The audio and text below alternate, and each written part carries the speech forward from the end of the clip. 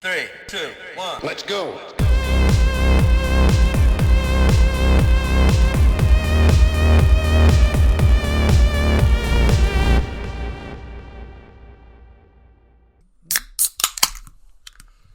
And welcome to another episode of the Gamerbuzz podcast. I'm your host, the Buzzed Gamer. This is my co-host, the Interrupting Gamer, Brett, as we settled on last time. I'm going to be called the Interrupting Gamer. I'm going to give you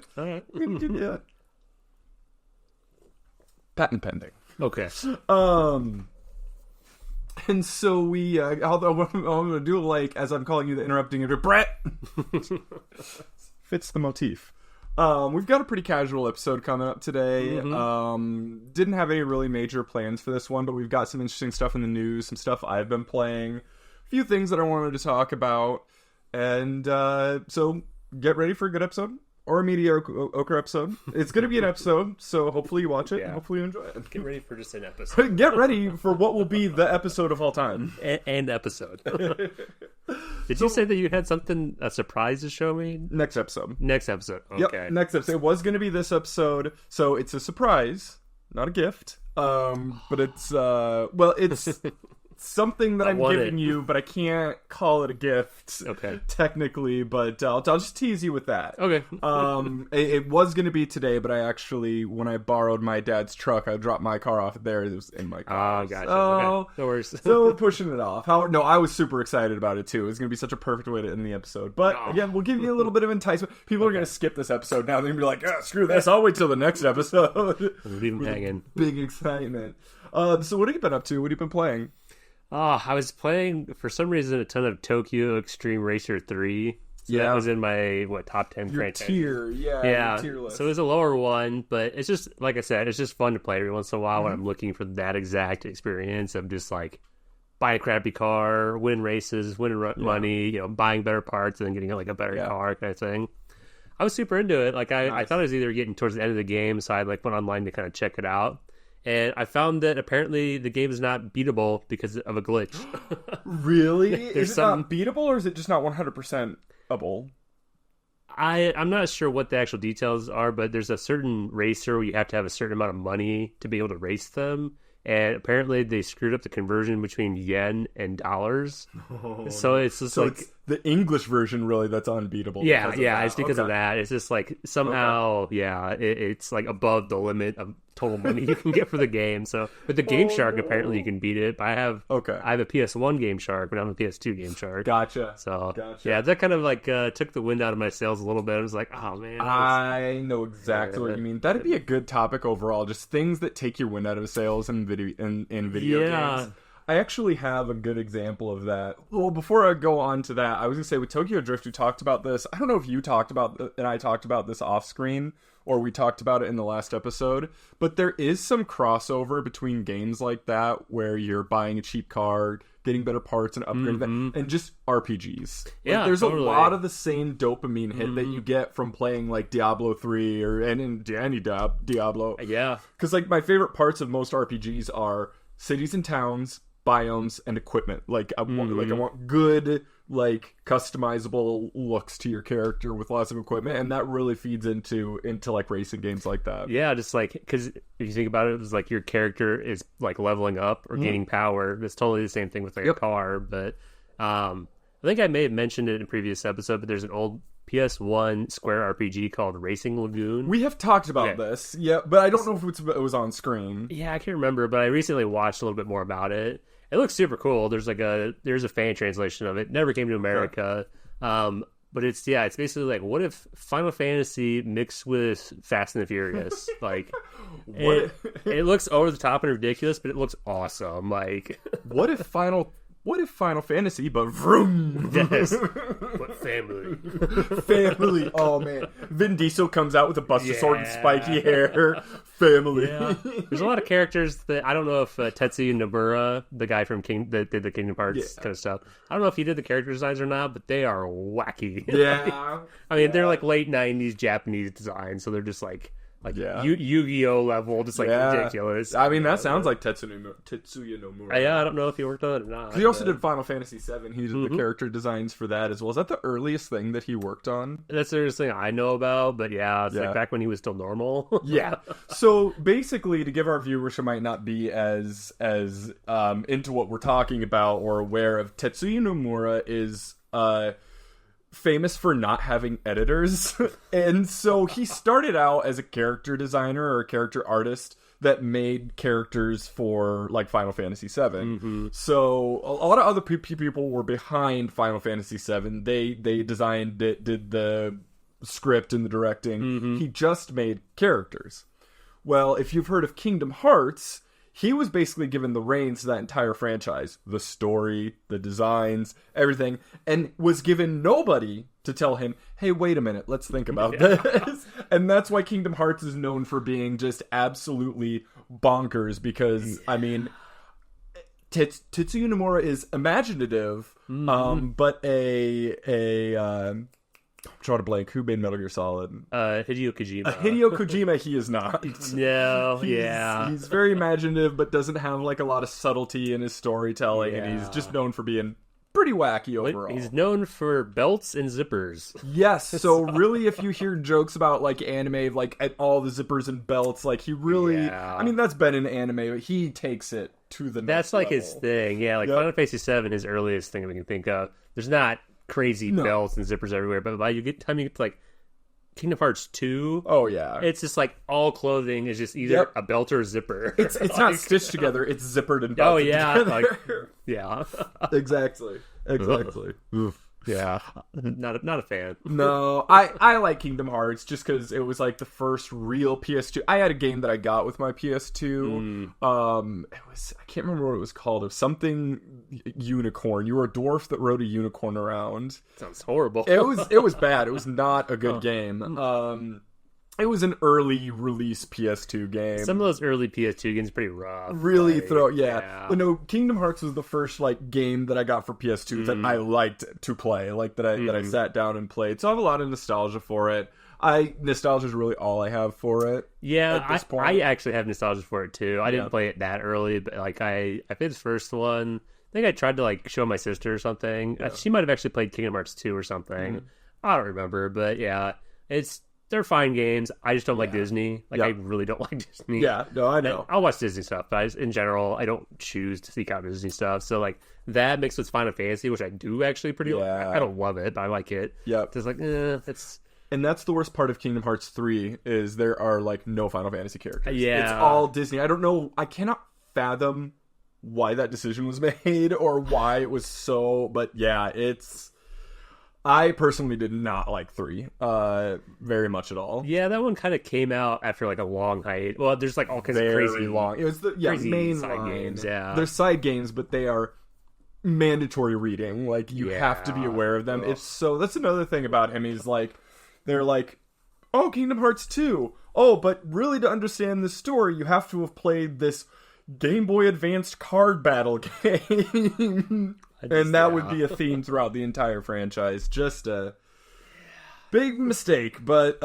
people love it. I'm not going to yuck other people's yum like that, but just like it's not for me. I don't know. Yep. No, 100%. And there have been spin-off games that I liked. It's like Birth by Sleep was for PSP, and that one some people would say is like the best Kingdom Hearts game. It is really, really good. It's kind of like same thing people say about like Metal Gear Solid Portable Ops. Oh yeah, like that. Like there are people who say that's the best Metal Gear game, and it's or Peace Walker. Is it Peace Walker? Yeah. Portable Ops is good, but Peace Walker is the one that's like really good. So yeah, I've been pretty nostalgic lately, and so I got into an MMO. You are actually playing Guild Wars. Nice. Yep. So I'm playing Guild Wars, which it came out around the same time as World of Warcraft, and it is very the thing that made it special is you just bought the game. There was no subscription fee, and to this day there isn't. Like the game and everything, all the expansions now is like $40, but there's no subscription service. Guild Wars 2, there's no subscription fee, and it's a free game. There's just there are paid features, right. So the idea is you pay a monthly fee to get all of the features, but But yeah, there's something I'm just very... So with Guild Wars 1, the first time I played it, and it's the first MMO that I played, I was visiting my cousin in California when I was like 15 years old. Mm-hmm.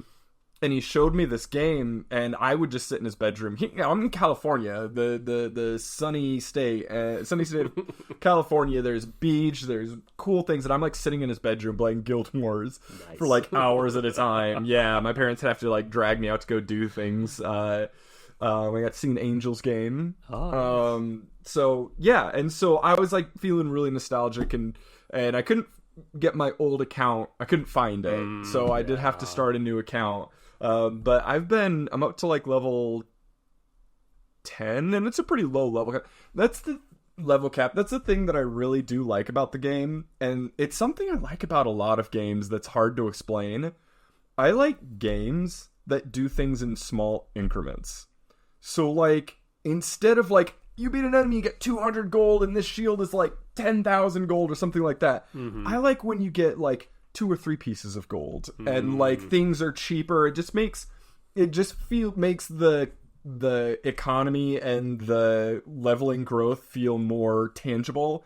Like every time I level up, I can really feel that next level. Yeah. I feel like when you're dealing with thousands of gold and thousands of experience and things like that at a time, they're all really incremental differences, or small differences, but when you lower that threshold, it really makes the differences feel more impactful. Does that make sense? Yeah, no, it's like small numbers games, kind of. Yep. Like Paper Mario is kind of famously That's like that. Perfect example. I love that. You know, in Final Fantasy games, you're at the end of Final Fantasy 7, you can get like 999, so almost 10,000 HP. Yep. Where like Paper Mario, you start out with like 10 or something like that. So it's small numbers games, which I mean, the inflated numbers, there's not really any reason for it. Yeah. So it's just like the kind of simple number games, like, yeah, I can dig it. It's kind of why Magic the Gathering is sort of popular too, I think. Yeah, that's a good point. Really do with a lot of small numbers.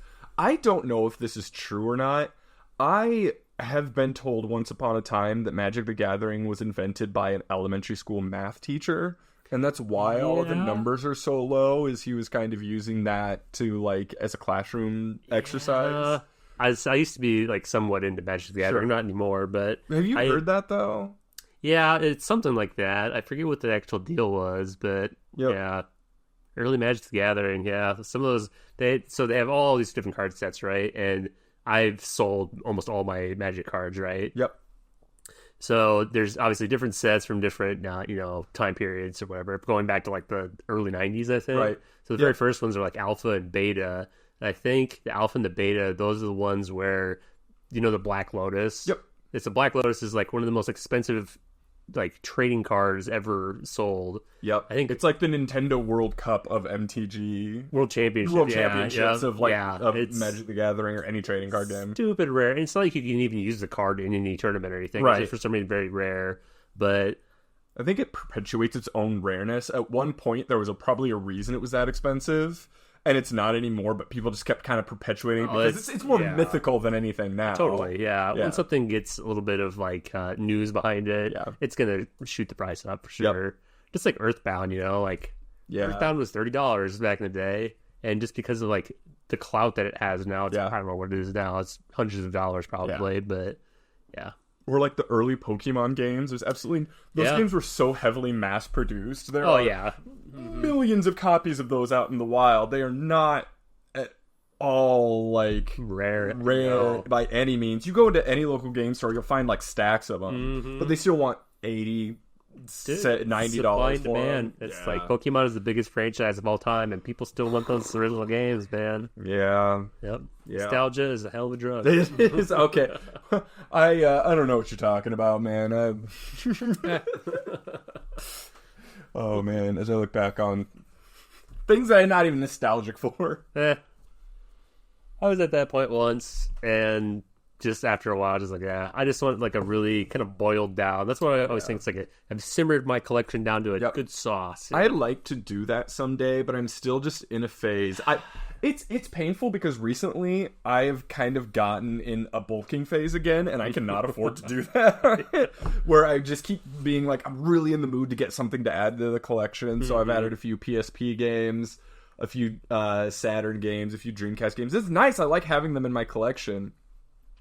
But I can't wait for that time where I get to that point where I'm just like, I need to boil this down, and I don't care about losing, because there's so many things on the shelf. I'm trying to think of what I was looking at earlier, where I was like, I don't know if I'll overplay this, but I can't imagine selling it. I don't, because I have justification for that. Like, Radiata Stories on PlayStation 2, I was, for a little bit, about 5 or 6 years ago, thinking I was just going to start selling a bunch of my stuff. And now, I wish I had it. I wish I still had it. I wish I hadn't gotten rid of it. And so I think about that, and it makes it really hard to sell anything. Me and my dad were kind of talking. I was at my parents this weekend, and me and my dad were kind of talking about it, because he's kind of a collector of stuff. He collects train stuff, so he's talking about he had a bunch of, well, maybe it wasn't train books, but it was a lot of like Civil War books and stuff. He's been big into Civil War. Hi, Dad. But just talking about how it's hard to like decide or make decisions like that. It's like, am I going to actually miss this or not? I've done a lot of selling stuff over the years, so like I kind of have a good idea of like, am I actually going to miss this if I get rid of it? I can count on my probably one hand how many things I genuinely miss. Like, I really love. But one being that stupid Pokemon Red that I sold to GameStop for $5 box. Yeah, we talked about that in like the first episode. I still am salty about that, but yeah, kids are stupid. What can I say? I mean, that's it. You got to be stupid to get as wise as we are now. You have to do stupid things to be as wise as we are now. As ease as we are now. Ease jokes. You know, I don't want to get too, bringing up ease, I don't want to get too deep in this conversation because I didn't prepare enough for it. But I was talking to you earlier about having a conversation about video games that are good and important, because those two things aren't always mutually exclusive. Totally, yeah. For example, Ease is one of my favorite JRPG series, one of my favorite series of all time. There's not a bad game in that series, but I would not call Ease an important series. If it was never made, something else would have come along. It would have, the gaming landscape would not be any different. But Metal Gear Solid is an important game. It's a very important game, especially Metal Gear Solid, in terms of how it completely grandfathered in and laid the blueprint for what stealth games should be like. That's an important it just like game. Cinematic games as well. Yes. Yeah, even on the PlayStation 1, it's impressive. Like, it doesn't look that great, but like, no, but the shots, like the cinematography is good. Have you seen, there's old pictures of Hideo Kojima, the guy the main director basically of the Metal Gear Solid franchise. He used to make the levels in Lego. Yes, I have seen that. So he would design, them in Lego, and he'd get a tiny little camera, and he would kind of like test it out like that. What a good idea! What a good idea! And that's what makes him an auteur. That's what he just thinks so far outside the box to create incredible things. I think he's a little high on his own supply, but I do respect him because I've played a ton of the games that he makes that I really like. And PT, we talked about the other episode. That could have been the best Silent Hill game. If it had actually. That could have been the best horror game. As a demo, it was one of the greatest horror games ever conceived. Yes, I was talking to somebody about this recently. It's just like, that's not just one of the best like horror games of all time. It's one of the best horror things of all time. Like, 100%. It's so good. Yeah, absolutely. Just a demo. That's my heart is broken. Yeah, and then he gave us Death Stranding, which is pretty divisive. It's all right. It's good. I think I'd like to finish it someday. I get people who are obsessed with that game. I get why. Like, I get what's there for people, but it's just not what I'm necessarily looking for. Yeah, I don't know. For people who don't know, Death Stranding is basically it's like a post-apocalyptic UPS FedEx delivery service. Like, you're basically with a crazy Hideo Kojima story. Yeah, exactly. With ridiculous story elements, but surely it's interesting, but it just hasn't looked that great enough to me, or for me to actually go get it or something. But what it really is the atmosphere. Because if I give you an elevator pitch and I say, Death Stranding is about these secluded colonies that you have to deliver packages from one place to the other, and the game mechanic involves stacking large amounts of weight on various parts of your body and climbing around rocky terrain and trying not to lose that doesn't sound interesting. But the atmosphere of the world and the way that it uses sound and music to swell at certain parts, and the way that it implements subtle bits of like horror and stealth in those elements while also it comes together wonderfully. Like, it does all come together really, really well. But it's just, as just an elevator pitch, it's not that appealing. Yeah, it's just like, it's just weird to think about what it is. But yeah, people liked it when it came out. And I mean, it has, it has actual real actors in it. Yeah. As kind of like scanned into the games. You have Norman Reedus. Guillermo del Toro. Which is funny because Guillermo del Toro was working on PT with Hideo Kojima. Yeah. And he was like, I'll never touch a video game again. And except for this. And then Hideo Kojima was like, please. And Guillermo was like, okay. Mads Mikkelsen is in it. Mads Mikkelsen is one of my favorite actors. I think Conan O'Brien got snuck in there. He was so when you go to the colonies, there are the leaders of these colonies that you see on a hologram. So he kind of has a cameo as one of those. Yep. That's so bizarre. And Hideo Kojima actually has a cameo in Cyberpunk 2077. Oh, really? There are two cameos. One is you can find him in a bar, like having a conversation with people, just sitting there. I'll show you that sometime. And then also, if you find the secret area in one of the corporations, there's a little BB from Death Stranding. BB is this baby in a bottle. It's just this little infant that is like kept in a tube, and it's somehow used to detect stuff. It's a mechanic from the game, and it's in Cyberpunk. Huh, interesting. Yep. Is he speaking English in the bar? His English is kind of bad. I don't know, actually. I don't remember. I know I found him, but I can't remember. You can also find Rutger Hauer at the top of a building. No kidding. Yeah, Rutger Hauer Rutger Hauer plays the main villain from Blade Runner, one of the quintessential cyberpunk films. And he's actually at the end of the movie, not to spoil anything, but if you haven't seen it already, but there is a scene that involves him in his underwear, just like sitting out in the rain after he shuts down, and he's in that exact position on a rooftop in Cyberpunk. Oh, that's cool. That's a really cool Easter egg. It is. We should talk about our favorite Easter eggs in games sometime. That's a good one. But yeah, that's a really good one. I will say, I can't think about any right now, but going back to important games, there does exist the opposite. Games that aren't very good, but are still important. That like gave something to the gaming industry. Especially like early games. Yeah. Like nobody's going back and playing these games from like the late 70s. Really. I mean, even your beloved Sweet Home, like I'm sure it's good to play. People should actually play that one though. Like my cutoff is kind of like NES. That's about the oldest thing that I'll play that I'll really be into. Yep. Except for maybe arcade games. Like, there's old arcade games that are fun, like Pac-Man. Sure. But, like, I'm thinking of something like Atari, playing that, where I've had an Atari before. I haven't played it to any great extent. And I know that people who grew up with Atari love it, right? Yeah. But it's just not the same as like an NES. You're not having these really kind of like, there's no story really to any of these Atari games, but it's just points. You just because at that point, all video games were trying to get the arcade in your house. Exactly, yeah. Some of the stuff I was kind of trying to look at for important games was like survival horror stuff. Yeah, because a lot of people say like, oh, Resident Evil is kind of like the first real survival horror game, which isn't really true. It's really Alone in the Dark. Alone in the Dark was before that. It was kind of the same formula, but then you had stuff like Sweet Home, which is like a survival horror game kind of, but then I was looking at other stuff. There's stuff that's even older than that. Really? But towards the beginning, though, it gets to stuff like, have you seen? It's called Haunted House. I think it's either an Atari game. I think it's called Haunted House. It's just it's an Atari game. It's like nothing. There's nothing scary about it. I think maybe you're trying to like run away from a ghost or something, or you're in like a dark house. Like very minimal anything in the whole game, but it's so cool to see like it go. Like, especially throughout the 80s, going from, like, that at the beginning of the 80s to, like, Splatterhouse at the end of the 80s, which is, like, super violent, awesome, like, horror beat-em-up. But that was maybe 87 or 88. Yeah.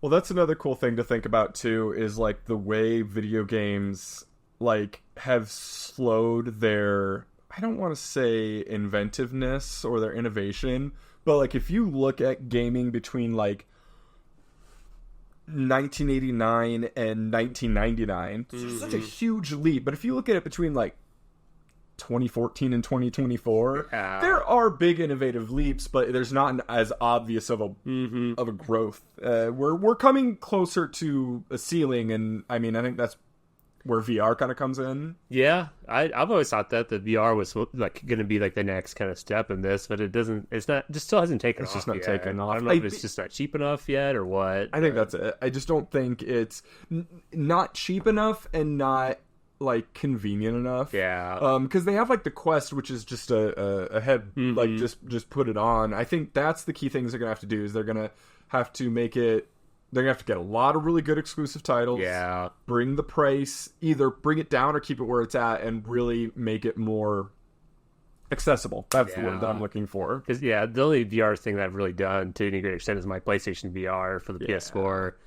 And I love it, and I thought it was awesome at the time. Yeah. Super low res, though, so it's like crap. But it's like, it's like a chore to put it all together because it has so many cables and stuff. You got to be sit in front of a camera, in front of your TV and stuff. So it's just like there's kind of a barrier to entry. Like you're talking, it's like you needed to be like put on these sunglasses and you're playing VR. I think that's like the level it needs to be. 100%. I think I want to get a MetaQuest 3. I would love to get into some like hardcore like PC VR stuff, but you can hook the Quest up to PC as well. Like it's a portable one, but it's it's I think it's right now probably the most accessive high end or like accessible high end VR.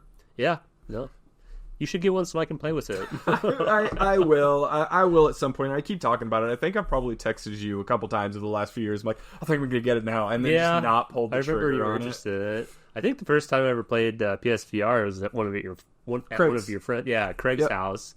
Yep. Craig was my manager at Video Games Etc. when I worked there. He runs the store on the southwest side. And we were over at his house and played it there. I was playing. I'm trying to think of everything I played. Rush of Blood. Yep. And then the car one. What's the car one? Something Club. Drive Club? Drive Club? I think it's Drive VR? Club. Yeah. Oh, okay. There's a VR version of it. Oh, okay. Which is what I have. But I had so much fun with that. I kind of want to bust it out now and play it, but it's just... Still just feels like a chore. Yeah, it still does. And like the kind of black padding around the eye, where you put your eyes, it's just like crumbling now. Ooh. Like you ever had like an old pair of headphones that just like I don't know if it's the plastic starts drying out and just starts to crumble. Every time I take it off my eyes, it's like black crap all over my eyes.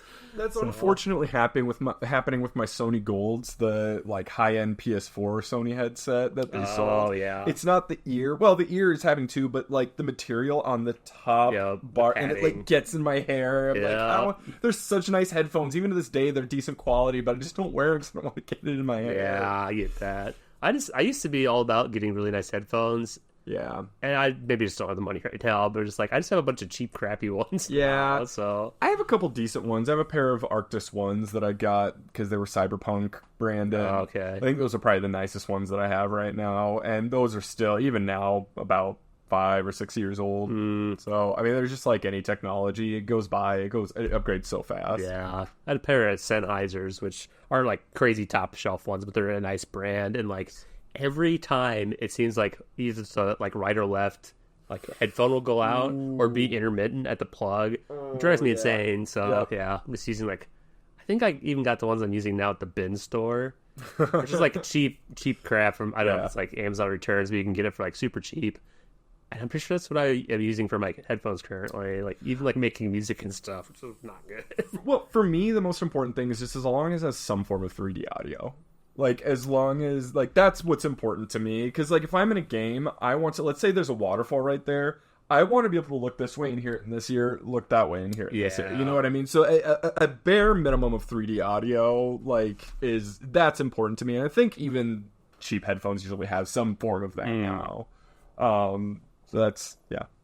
I'm trying to think of other... Well, I guess the other thing I wanted to mention about, like, important games is, like, you can list all these important games, but it's almost like it's the end of an evolution, kind of. Because, like, you think, like, oh, Zelda was such an important game, but it's like you had stuff like Adventure for Atari, which is almost like Proto-Zelda. You had stuff kind of before that, so it's not... I wanted to say, like, stuff doesn't just come out of nowhere. Right? There's like all this history and background behind it. It's like Doom. Doom was not the first-person shooter. Doom is a great example because like I kind of just went online and was like, oh, what do people say are important games? Yeah. Of course, they're talking Mario 64, Doom, but even like Mario 64, not the first 3D platformer. No, but not by far. It was the one that showed everybody else how to do it. Yes. And Doom was kind of the same way, where like I grew up playing Wolfenstein 3D, which kind of sucked compared to Doom, right? Yeah. It's not very good compared to Doom. But we might not have had Doom. No, it was the step before you got to Doom.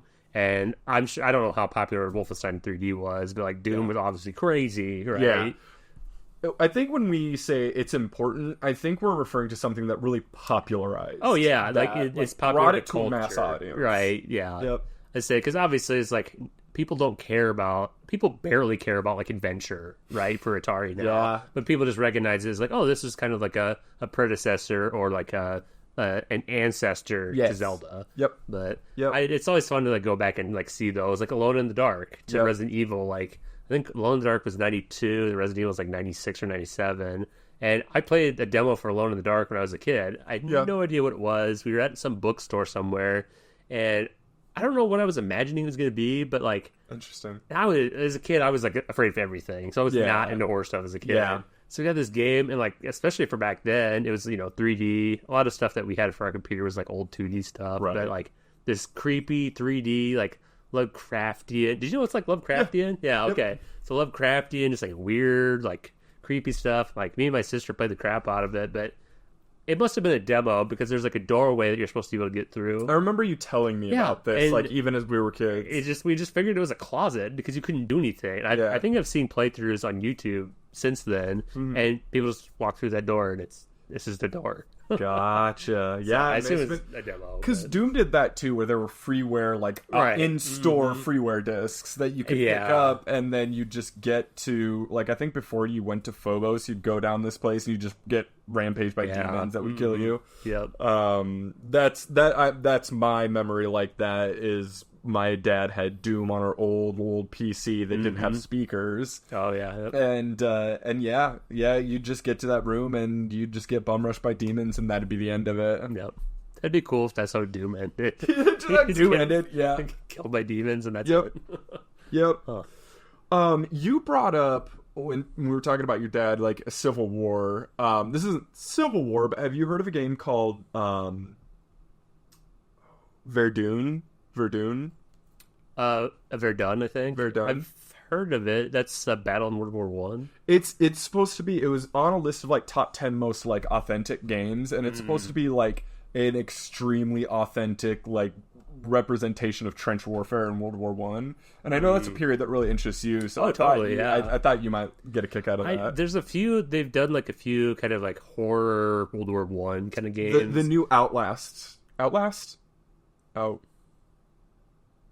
It's called something the bunker. It's Amnesia. Amnesia, the bunker. Yep. Yep. That one's like that. Yeah, there's a few like kind of point and click style ones too. But I haven't played any of them. I love World War One. I think the only World War One game I ever played is Battlefield 1. Oh yeah, which is not the first Battlefield game, but it was about World War One. But yeah, it's super interesting time period in warfare, but it's also not very good for video games. Right, because you're just hiding in trenches. Well, yeah, taking pot shots. That's the thing. It's like just people mass dying as they're running across no man's land, getting mowed down by machine guns. It's just like you can't make like a hero kind of shooter. A shooter where you're just like this big bad hero guy. It's a lot easier to do that in something like Medal of Honor or the original Call of Duties in World War II. Where there were a variety of locations where missions were happening. Yeah, you're going through, towns or villages and stuff. And it's like, that makes a lot more sense than just, being miserable in a trench for months on end. But it's still an interesting setting. Trench foot simulator. Yeah. Oh.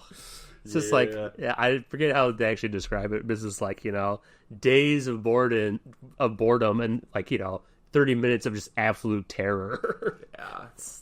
Terrible. But I'll have to check it out though. I'd be interested to get your take on it if you end up playing that. Because I was as soon as I saw that on the list, I thought of you. I was like, wonder if he's played that. The other thing that to keep going on about World War One, the weapons in World War One aren't real great for like video games as well, because it's a lot of like bolt action rifles and stuff. So it's not like big bad machine guns or like right. Well, hey, they had like even machine guns in the Civil War. They had like Gatling guns. Yeah, like the crank action. Yeah, Gatling it's like guns. Machine, Gatling, minigun. There's all these different kind of guns. It's like a crank and Gatling gun. Me and my dad were at some gun store near them where they live, and the guy had some sort of like crank gun like that. I don't know if it was a Gatling gun or the Maxim gun. I think there's another like early kind of like rotary barrel kind of gun. I don't know. Yeah, gun nerd. Sorry. No, I love it. I'm not, so it's always super interesting to hear. It's yeah. kind of like Dark Souls. Yeah, like I don't play it that much, but I'm very interested in hearing about it. And so yeah, it's good stuff. That's the other thing. I forgot to say that I did a whole playthrough of Dark Souls 2. I don't think I mentioned that on the last show. I don't think so, no. I think it was in between these shows, but I know we're talking about important games. And Dark Souls 2 in the long run is not an important game. But Dark Souls is a series. Dark Souls is, definitely. It's like one of those games that came out and it left an impact on the industry even today. And maybe that's what makes it an important game. Is just like, is the impact of this game still felt today? Yes.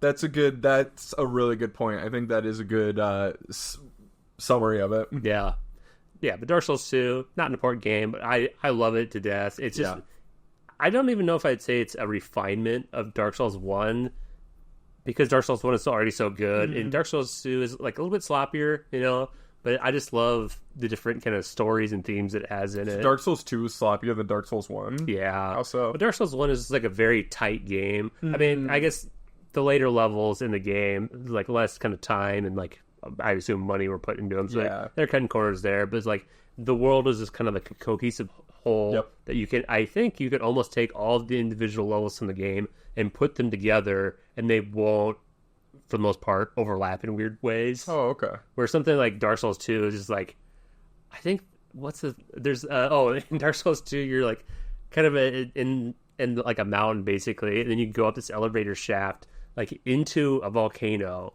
So somehow you were down below before, but there's just like lava ocean where you're at. Like a lot of it doesn't make sense, but I don't know. It's not as cohesive. No, it's not as cohesive for sure. Yeah, but it's good though. I love it. I probably play that one more than any of the other ones. And I think I mentioned in the past, it's like my Sunday Scaries game. Yeah, which is like a game I just use to distract myself from the fact you have to go back to work or yep. Comfort that food. Makes sense. We're talking about Assassin's Creed and Ubisoft in general. Yeah, I've been playing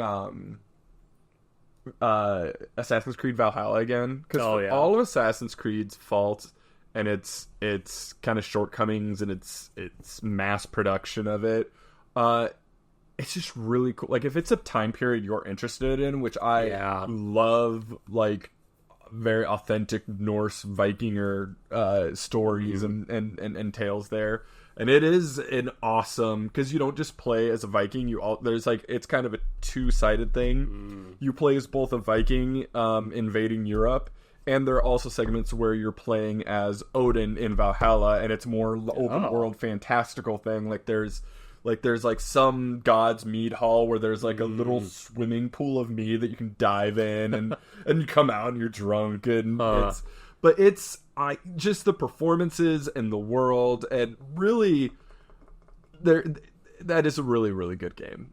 I mean, that series is one that has left a mark on gaming. It'd be hard for me to say it hasn't. Even influenced like Zelda and Breath of the Wild with like towers and stuff like that. But yeah, as far as Assassin's Creed, though, I think I played the first one, and it was cool back in the day, but I just never kept up with it. But the Egyptian one...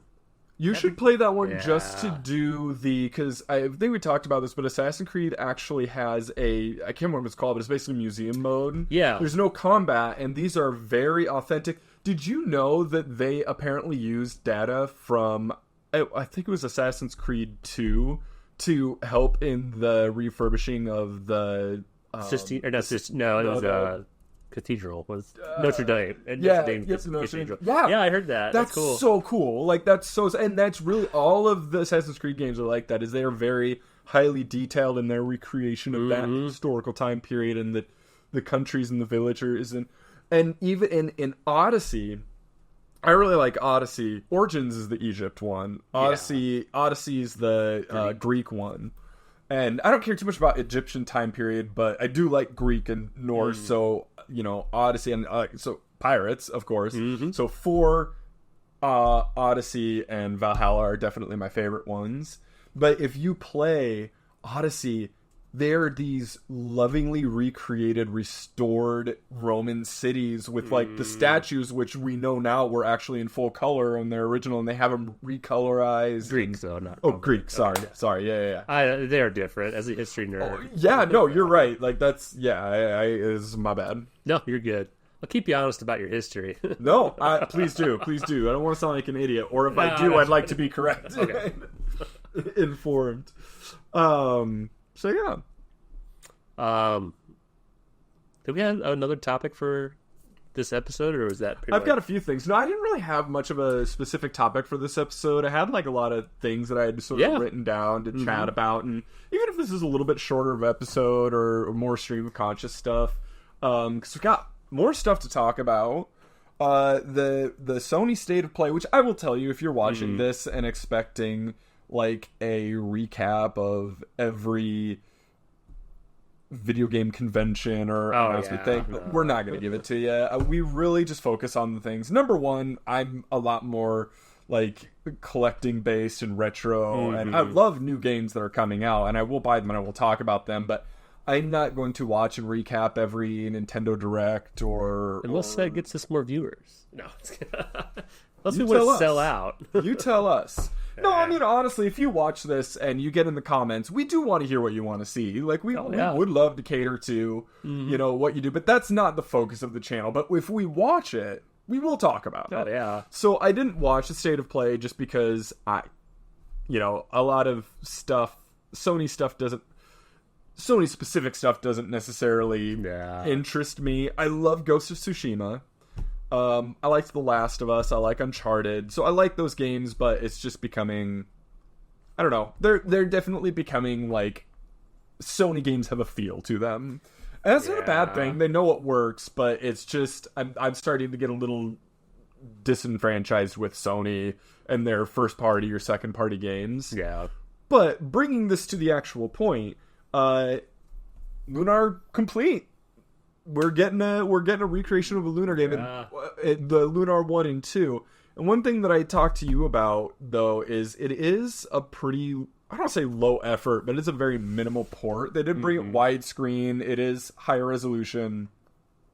But it looks, other than that, like an identical rip from the PS1 era games, which is fine. Sometimes it just depends. Sometimes I get a little miffed at like really low effort remasters. Yeah. But really for Lunar, just bringing it to an audience is exciting for me because you don't hear it in enough important JRPGs, because that is one that was important. It was one of the first widely popular JRPGs that came to the West. And yeah, it's been so long since there's been anything. It hasn't been since like the end of the PSP's life cycle, and just having it is exciting. Yeah, I was gonna say, as soon as I heard that, because I didn't watch the actual whole State of Play either, but Johnny from the Happy Console Gamer, one of my favorite gaming YouTubers. He usually does, especially stuff that he cares about, he'll watch and kind of comment on, but he didn't seem very impressed with the thing, or the kind of the presentation as a whole. No, most people weren't. I thought, you know what? Talk for a second. I want to look and see what they announced, because I thought that there were a few games that I was actually interested in. Yeah, there was also Ghost of Yotei or something. It's the new Ghost of Tsushima game, which I'm pretty interested in that. Because I really did like the first Ghost of Tsushima. It's hard of a time. I feel like Ghost of Tsushima was the last PlayStation exclusive game that I got really, really excited and hyped for. But by the time we got to like God of War 2 and Horizon Forbidden West, dude, Horizon Forbidden West just burned me out. It's a good game. It's gorgeous and it is good, but it's like Assassin's Creed, and it's just, there's just so much open world fluff and filler that I'm like, because part of my ADHD brain wants to do it all, but then I do it all and get burned out, and I just want a focus. I want like a good, tight game. That's what his... I eventually did beat Breath of the Wild, the first kind of Zelda big open world game. I still haven't beat Tears of the Kingdom. It's like, because I want to do so much stuff before I beat the game, I just get burnt out. Because there's so much stuff to do. Like, that's why I kind of prefer the Dark Souls games over Elden Ring. Dark Souls games are a lot more focused. They're they're open, but it's not a big open world, right? There's like paths you have different choices of what paths you want to try. More Metroidvania kind of. Exactly. Where Elden Ring is like an actual open world kind of game where it's just like you have vast kind of places to go and stuff like that. But I would much rather have a focused kind of. That's why I'd rather have like a 90-minute horror movie than some 90 minutes, so an hour and a half, than some like 2.5 hour grand sprawling like thing. Just like give me the A plot, no B plot. Yeah, like, focus on what's happening. Yeah. I don't want like a bunch of different story threads going on at the same time. Which sometimes that can be fun. Like sure, but yeah, for the most part, I love just like a quick and dirty horror movie. Same with games, I guess. But. Yeah, 100%. I mean, I think I still try to think I love games like that, but that's really teenage Seth. I feel like high school, early college Seth, like late teens, early 20s, had all the time in the world for the biggest worlds you could give me, and I spend all my time in them. But now, I don't know if it's time or energy, because I spend plenty of time playing video games. I can't say I don't have enough time to do it, but I just don't know if I have the energy for it, I guess. I'm definitely, I'm basically agreeing with you. I'm much more into focus games, because I want to, like, Assassin's Creed Valhalla is such a massive game with so much to do, and the idea of that is really exciting, but, I mean, I have, like, 69 hours in that game, nice, and it's... I don't even think I'm close to the end. I'm just like, I can't. I'm so burnt. So I started a new file, and I'm like, I'm gonna... And this isn't like even just calling out Assassin's Creed, but like any game. So Assassin's Creed, how much of the content would you say is like compelling content of the total amount of everything? I would say compelling content. In Valhalla, there's probably two things: the main story and kind of intrigue behind it. I would give a B+ grade for compelling, and then some of the mysteries, you'll occasionally stumble across really interesting mysteries. But when it comes to of all the like treasure collecting and artifact collecting and towers, that is like a D. That's the thing. Is just like. It's definitely, to your point, overwhelming more uninteresting content than interesting content. Yeah, it's like they're just watering down their product, kind of. Like, you know, they're cutting the Coke with baby powder. No, that's a really good analogy. Yeah, it's just like, I hate that watered down feeling to it. Yeah. It's just like watching a TV show. It's like 400 episodes long. Yes. Which is, I'm mostly referred to anime. It's just like, give me a give me 30 episode. Give me a Cowboy Bebop. Give me a Trigun. Give me a Berserk. Yeah. That way, it's like I forget if Cowboy Bebop is like 24 episodes, but like almost every single one of those episodes is interesting. Yes. It has a story and something to say. 100%. Where I won't pick on Dragon Ball Z, but like I'm trying to think of another long One Piece, right? It's like Bleach. I feel Bleach. Like we can Bleach. Yeah, it's just like. What could possibly be interesting for hundreds of episodes like that? Naruto is another one. Whenever I get the feeling that like a show is just doing like stretching things out to make money, I'm turned off. Turned off. Give me artistic integrity. Yes. Where you have a product, you make it, you say what you want to do in one shot, and then that's it. You put it down. Yeah. You know. Yeah. I appreciate that. I feel like Cowboy Bebop and Trigun and the 90s Berserk. Every single episode when it starts, this episode, like you know what's coming. You get excited because you remember it was memorable. I can't tell you episode like 1 through 27 what every episode was, but when I see it, I know I'm this episode, it's exciting. I'm excited to see it, and that leads me to this. You know, the other day we were talking about things that make you like involuntary, make an audible reaction to it. Yeah, we're talking about food. We were talking about pizza then. Yeah, we were talking about pizza and just like how like the really good stuff, like what we had the other day, which just makes you go, like involuntary how good it was. The video games that do that for me, the music in Ease. I'm replaying through Ease 1 right now, and there have been at least 3 songs that made me go, oh, what? Like, cool. Like, I'll just hear it, and when it breaks down or gets really, like, fast, I'll just be like, whoa.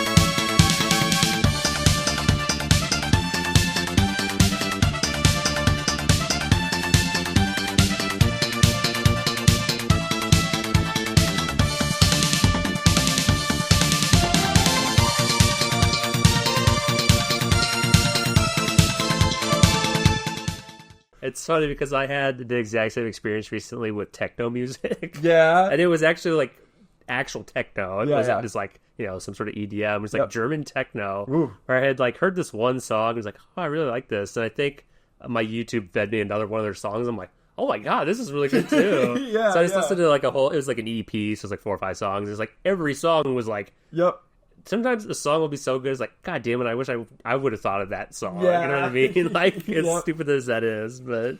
Yeah. So I want to show you something that I pre-ordered, and I'm going to bring out the screen, but I'll go ahead and edit footage of it into the original, into the final product. So I pre-ordered the Dragon Age Veilguard Collector's Edition. Mm-hmm. We've been talking about that and how excited I am for that. So I thought I'd kind of show you what's coming with this. Yeah. Oh, is it the big one? Yeah. Oh, yeah. I haven't bought a collector edition like this in Cyberpunk.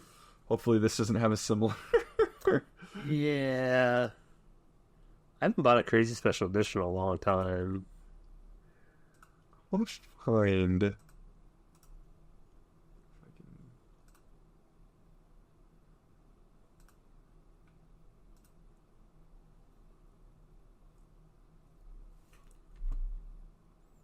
There we go.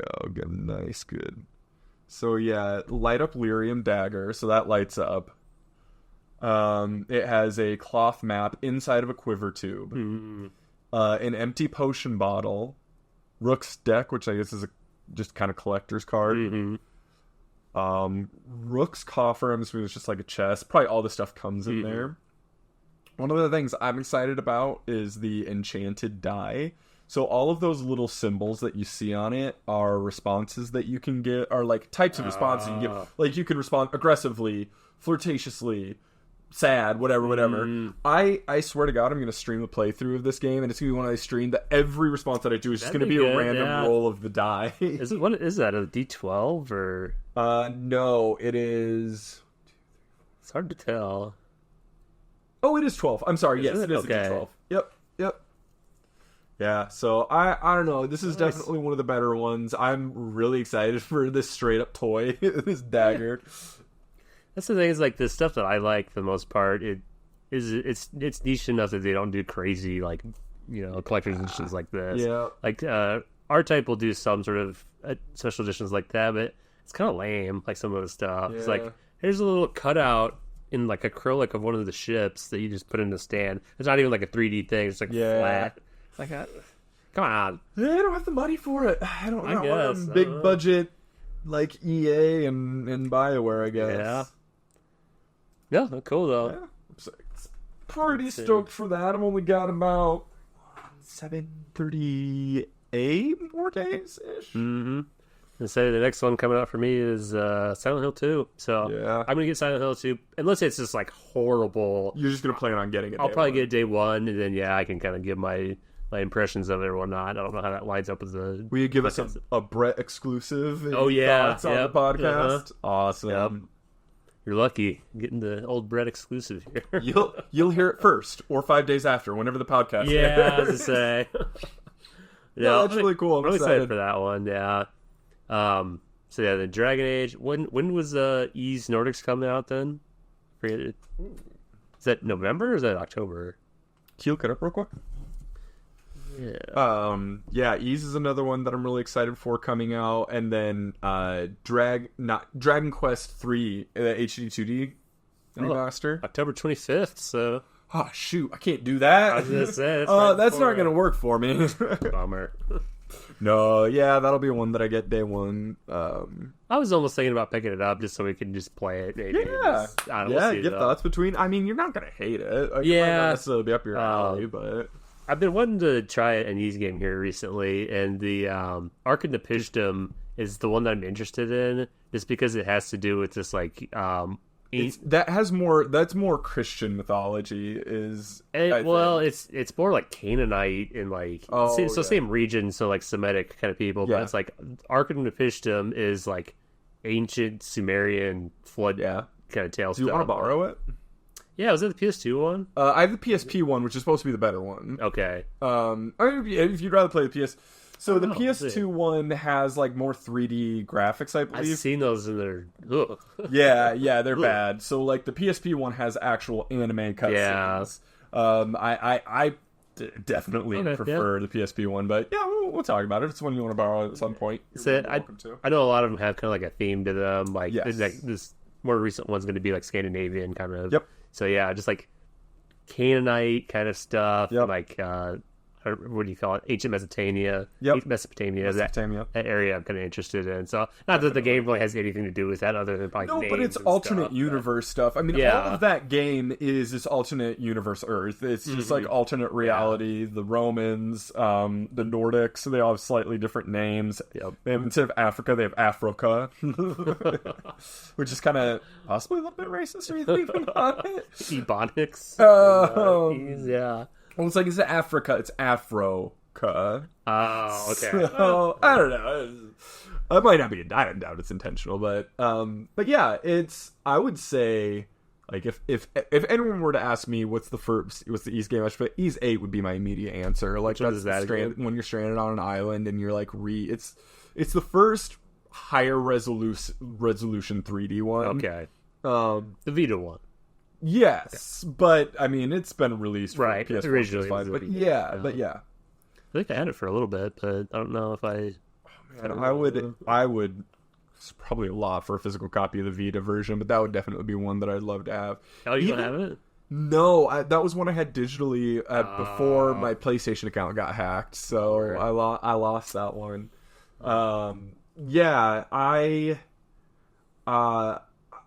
And now on like PS4, used copies are like,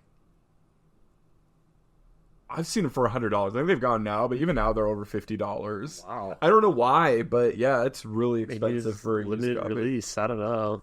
Gosh, but yeah, they keep re-releasing. They've even remastered it for PS5, which I can't imagine what's better about it than the PS4 version. Like, Ys is not a graphically intense game at all. You can definitely tell a big difference between the Vita and the PS4 version.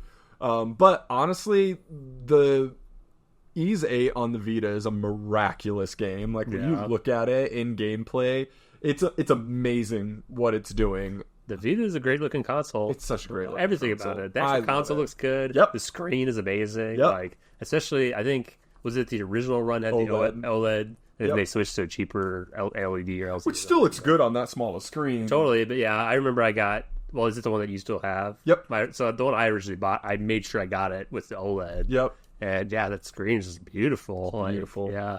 It really is. But I don't know. The Switch screen is probably.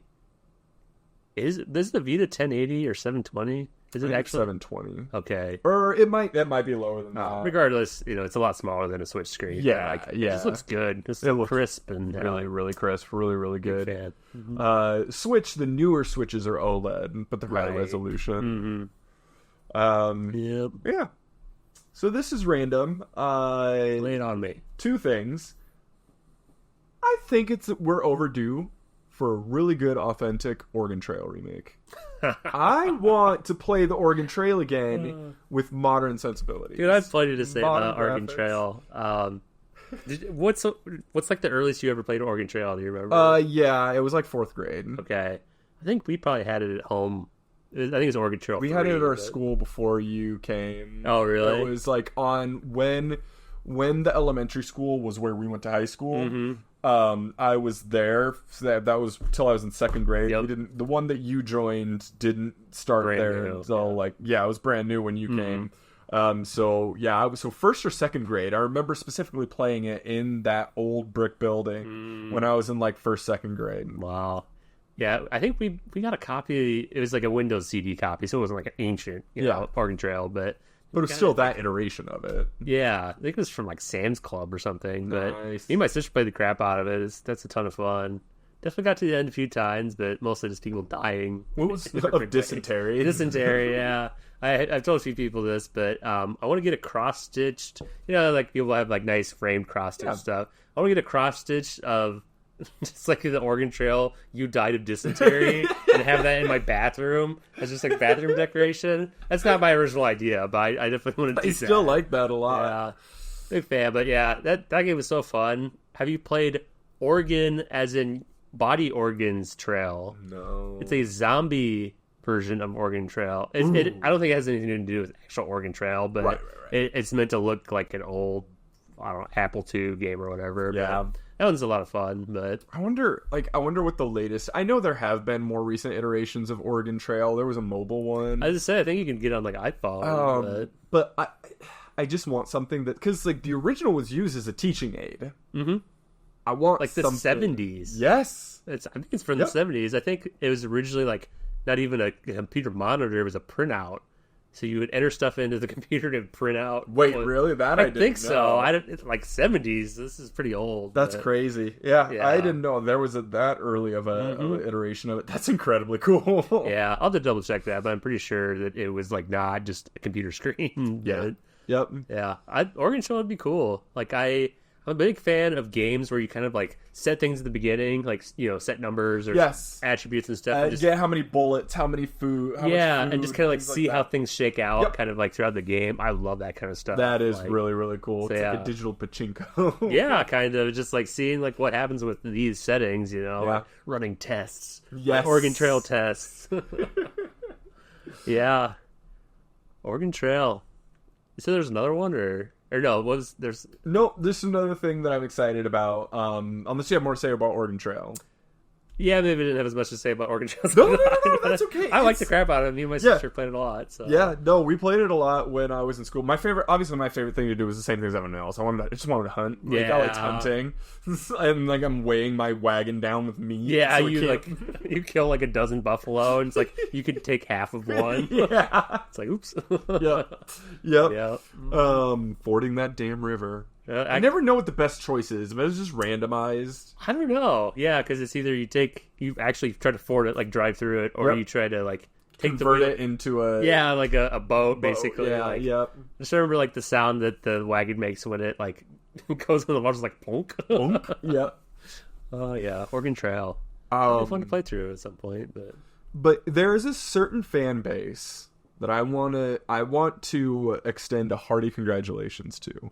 A fan base that has persevered, has suffered, and is finally getting some recognition. Who's that? And that is the Legacy of Kain Soul Reaver fan base. Oh. They're getting a remaster of Soul Reaver 1 and 2. Oh, really? Yes! It's so... I cannot say I have a lot of experience with it, but what I've played of Soul Reaver 1, I do really enjoy. It's kind of like a 3D Zelda sort of feel to it. I don't know if it's like, I don't think it's open world. I think it's pretty interconnected, but it's really good. It's super like dark, gothic, edgy, vampire type thing. And they've just been talking. There was a couple Legacy of Kain Nosgoth projects that just kind of took a nosedive within the last 10 years. And people who love the Legacy of Kain series really love it. And they've just got nothing, and they deserve it. It's a good series with a really good story. And, you know, they're not a lot of video games that have really good stories. And it's good. It's really, really good. And that was one of the things announced at the PlayStation Direct? PlayStation State of Play. State of Play, yeah. And, yeah, so congratulations. I'm so happy for you, all Soul Reaver fans. Yeah. I hope it's amazing. I will probably get it. Because it does, unlike Lunar, it does look like a remaster. It does look better. The furthest I got in that game was, like, to the first real boss, like, out of the tutorial area, to the real level and first boss. So I got, like, into it. But that's the kind of game where if you pick it up months later, you're like, what was I doing? Where am I? It's impossible for me to have any idea where to go. I'd have to look up a guide. I think I only really know about those games through you. I've never really been into them or anything. But yeah, still congratulations. I can appreciate it's exciting. Like, it was like me getting, like, it wasn't this long, but it was like me getting a Dragon's Dogma 2. It was like, I did not ever expect to get another one of those games. So I really hope it's good. And I hope that this is just more for things to come. I hope you get, like, a new game, and because there was like a Dark Sun, there was a new game being developed for 360, and it was like whole new cast of characters, and they cancel it. What studio makes those games? Eidos or 3D Realms? 3D Realms. I think it's both. I think 3D Realms did. I'm going to eat my words here, so I better look it up. Yeah, I don't even know. So there's 2 Legacy of Kain series. There's Legacy of Kain. Well, there's just Legacy of Kain. And that was Crystal Dynamics. I think that's publishers. So developers. Okay. Yeah, Crystal Dynamics. I think Crystal Dynamics developed the first one. Let me look up Legacy of Kain 1. Blood Omen. Last Legacy of Kain Blood Omen. That's what I'm trying to think of. Silicon Knights. They did the first one. Silicon Knights, did they... I'm trying to think of other stuff that they did. Oh, Eternal Darkness. That's what I'm thinking of. Yep. Oh, yeah, they did the Metal Gear Solid Twin Snakes remake. They did 2 Human. Oof. A game I personally loved, but... Oh, really? Oh, yeah. I guilty pleasure. I love the first 2 Human. It's bad, but it's... That was one that was like famously in developmental hell for a very long time. Yeah. It was supposed to be a trilogy, and after the first game, nope. They just pulled the plug on it. They couldn't pull the plug on that fast enough. Yeah. But I don't know... Who did Soul Reaver, though? Was it... Was that also Crystal Dynamics?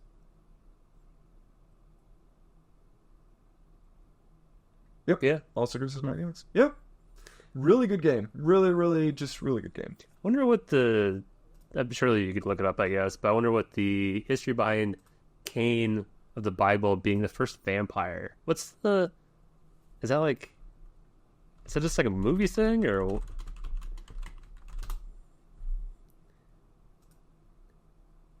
Because there's a few instances, maybe it's just Vampire the Masquerade. Okay. I thought that there was a few different properties where that's the first time I ever heard it was Vampire the Masquerade, which is another excellent video game franchise. Game rules. Yeah. Like, I've only played the first one, but... I don't think the second one's come out yet. They've been releasing stuff. I don't know. I think they're like spin-off stuff. And actually, I think Masquerade was a second game. There was an earlier one that was like a top-down RPG. Okay. Yeah. I used to hang out with people that I think they were playing a version of Vampire. Is it called Vampire? Just like the actual World of Darkness. World of Darkness. Yep, there you go. Yep. So, the computer game's awesome. Yeah. I played that like a few years ago, and that game's from like the early 2000s. And it was still impressive. You and cool. played a fan fixing of it. Okay, yeah. Yeah, like it's as cool as it is now because of community. Yeah, I think it's pretty broken, right? Yeah, yes. Yeah, okay. Horribly broken. It really reminds me a lot of like Fallout New Vegas, I would say. It has a very similar RPG systems to it. Yeah. Just in terms of like the factions and... I'm trying to think of the crazy stuff I did in that game, but just like the amount of creativity that it gives you. Yeah, it's like Deus Ex. Yeah, it was a lot of fun. Yep. Yep. So yeah, again, congratulations, Soul Reaver fans. Yeah. I hope it's really, really good. Mm-hmm. Well, I'm trying to think if I had anything else here. Otherwise, we can kind of talk a little bit. We can wrap up with that movie that we watched. Yeah. So I don't really have anything here. So have any of you ever watched the movie The Ballad of Narayama? I would guess not. Probably not. I just heard about it from my forms of literature fiction teacher. It was just a class where we go in every day and like we just read a short story and we interpret it and discuss it as a class and then do like a 3-story blog at the end of every week. It's an alright class, but it's the discussions are the best part of it. And my professor's really into Japanese film, and he's the one that brought it up. Brett, that might be the most bleak movie I've ever seen in my entire life. With odd little bits of comedy. Yeah, it was. I think we mentioned in a previous episode that I majored in Japanese language and literature. So I don't think we watched as many Japanese classical films and stuff, but like I like that kind of stuff too. I to be honest, there's not a lot of really old Japanese stuff that I love. Yeah. Like Seven Samurai is amazing, right? So that is an old one that's really good. But I'd never heard of this director the one we watched. Yamamoto, I believe. Yeah, I can't remember what it was. And didn't recognize anything, so I thought that was weird. But so basically, what it is was it ube? There's some ancient Japanese practice which they're saying from online, people are saying that might be legendary. Like, Yeah. it probably didn't have that much, but like, I'm sure there's other examples of that throughout the world. I mean, it's a very tribal thing. In general. So basically, they're saying that in ancient Japan, if once a person got to a certain age, and I think in the movie, it's and just 70, to be clarified, this is what's happening in the movie. Whether or not this was a real practice, this is the premise of the movie. It is a real legend. Like, there are old legends that this happened. But once, an old person gets to a certain age, they basically have the son take them up on a mountain and just basically leave them there to die of exposure, I'd assume, as a way of, like, not being a burden on the rest of the tribe. So, or the village or whatever it is. So in this movie, that's basically what's happening, where the main character, I don't remember what the main character's name is, old lady basically, but she's 69. The old hag. 69, nice. And she's about to turn 70, which is the cutoff in the village. Yep. But she's still, like, healthy enough that she's extremely healthy, extremely strong. So people are really thinking, like, she's not going to go up the mountain. Yeah, but she was very determined. She was. So, and part of that was they were making a big deal of how many teeth they have. Yep. So I think presuming that, like, once you have a certain number of teeth gone, then you're not. Well, I think the point, the whole point was like that she was trying to say, "Oh no, I'm losing teeth. I'm getting weak." She's like, "No, you have all your teeth. The number isn't as important. They're just basically saying you have all your teeth. You're still very strong." They were singing songs though about, like, number of teeth and stuff. Yeah. So there's a few instances where this is the first thing that really that she goes down to a creek and picks up a river rock and goes and starts smashing it into her face. She's trying to break her teeth. Break her front teeth out, but one of her boys comes up behind her, so she kind of throws him aside, and she's bleeding a little bit. Yep. Later in the movie, was she at a well? Or a grain mill? Or some sort of, like, stone. So instead of kicking a stone up, she starts headbutting with her teeth this stone. It was horrific. And then the rest of the movie, she's missing her front teeth. And I actually read that actress had her teeth extracted for that. I don't know what the end goal of that is, because it's like, do you have dentures then? Yeah. Because the actress... That's commitment to your craft. The actress looked old, but I think she was wearing, like, old age makeup. I don't think she was that old. So it's like, are you just in dentures now? And this is like 1983, so I don't know what the deal was with that. But we didn't have exactly premium dental care. Yeah, it was extremely graphic with a lot of things that it was showing in the movie, and just like it's one of those movies that you just feel gross watching. Yeah, I agree. And I've watched a ton of horror movies that are all kinds of gnarly, and just this movie was just like, ugh. Yeah, I think it was a good story because it really deals not just with the that one aspect of the lady going up, but the whole movie really revolves around like burdens on a tribe and the decisions that a tribe makes to try and conserve. Mm-hmm. So I won't get into too much of the nastier graphic stuff, but one thing is like there is this family that is caught stealing from other families, and the village is not doing well too. No, so they're starving to death. So to preface that, exactly. So this one family is caught stealing from our main character's family, and it's later revealed that they've been stealing from everybody all around. And so they make this plan to essentially raid them, and it shows them throwing nets over all the family, the mom, the dad, the children, and carrying them in nets and throwing them in a pit and just burying them alive. Just pushing the dirt in. And just pushing the dirt in as they're screaming and trying to get out. And it's like, as at some point at the end of that whole scene, they're all kind of slowly, quietly walking away from the dirt mound. And I look at Brett like, they're still alive down there. Yeah. Like, they're just going to die of suffocation, buried alive. That was gnarly. The most horrific thing I can think of. That wasn't even the worst thing in the movie, though. No. I'm kind of leaving some of the worst stuff out. But that's like probably one of the things that impacted me the most in terms of it was visceral. Yes. It's definitely making comparisons about like children being a burden and like old people being a burden. Yep. There's parallels there and stuff. Yep. There's also a lot about just like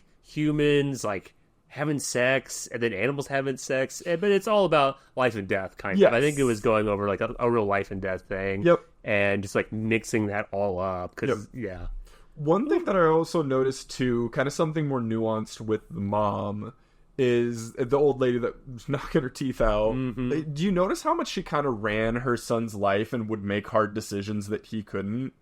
Well, the biggest example of that was so the family that gets buried alive, the sister, one of the young women, is dating the main character's son, younger son, and he impregnates her, and he starts calling her his wife, and the village says, hey, she can't be an exception to the main male character. The old lady's son is like, this can't be an exception, she has to go too. And the guy's just non-committal about it and just like, so the old lady, instead of putting that burden on him, she takes it and she tricks her into going back, taking food to her family, so she gets caught when the raid happens. And there are a few instances where the mom does stuff like that, where she kind of like manipulates things.